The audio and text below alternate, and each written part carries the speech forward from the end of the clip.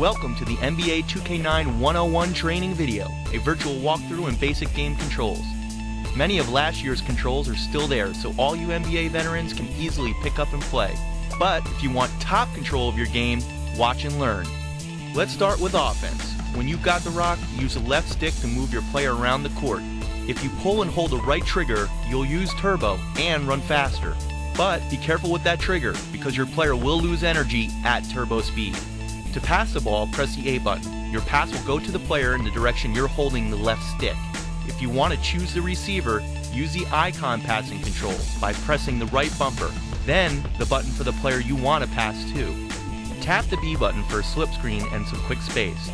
If you hold down the B button, your teammate will set a full screen, then roll to the basket for a quick pick and roll play. The Y button will make your baller hop step toward the basket.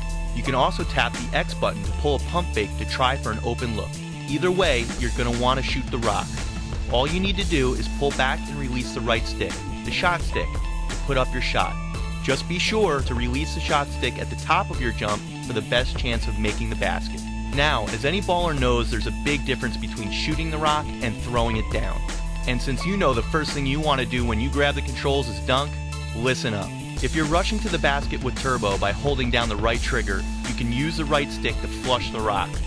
As you approach the basket, just shove the right stick in different directions to perform different types of dunks. The more of a high flyer your player is, the wider variety of dunks he can pull off. Yeah, that's how I'd do it.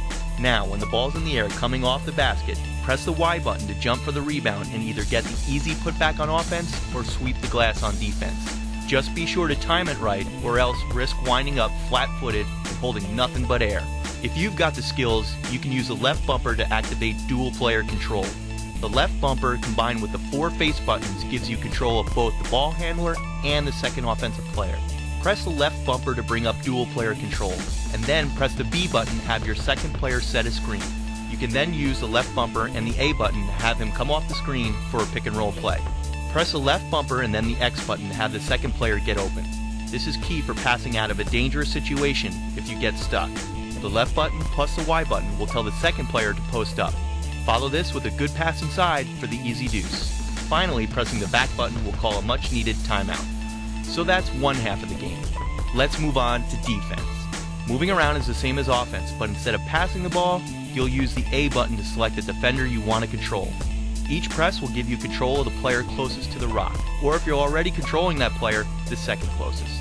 If you want to control a particular player, use the icon switch by tapping the right bumper, then tapping the button of the player you want to control. If the ball handler is shooting, press Y to jump for the block. You can also use Y after the ball comes off the basket to grab the rebound. The B button has multiple functions on defense, depending on what the ball handler is doing when you press it. If he's charging toward your position, press the B button to take the charge and draw the foul. If he's about to cut from his position, use the B button to cut him off. And if he's posting you up toward the basket, use B to flop and draw the whistle. But if an especially dangerous player has the rock, you can press the left bumper to double team him with the 2 closest defenders. You can also use the X button or the right stick for steals and cutoffs. Tap the right stick in the direction you think the ball or the ball handler is going, and your defender will move or swipe in that direction, hopefully stopping the play. Now, let's take defense to the next level. If you're controlling the player defending the ball handler, pull and hold the left trigger to activate lock-on defense. Once you're locked, you'll need to keep up with the ball handler by using the left stick in order to stay locked. When locked on the ball handler, a 3x3 grid will pop up, indicating your position in relation to the ball handler.